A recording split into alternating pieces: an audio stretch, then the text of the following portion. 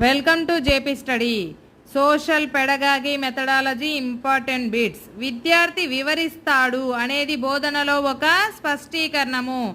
Project పద్ధతిలో విద్యార్థి ఏం చేస్తాడు? జీవిస్తూ అభ్యసిస్తాడు. సహజీకరణం ఒక మానసిక చలనాత్మక రంగానికి సంబంధించిన లక్షణము. వార్షిక ప్రణాళికను రూపొందించవలసింది ఎప్పుడు? సంవత్సర ఆరంభంలో ఉపాధ్యాయుడు రూపొందించేదే వార్షిక ప్రణాళిక.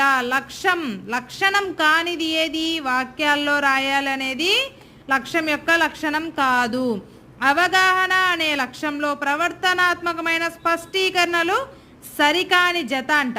అనువదించడం, వ్యాఖ్యానించడం, వర్గీకరించడం, సరిపోల్చడం.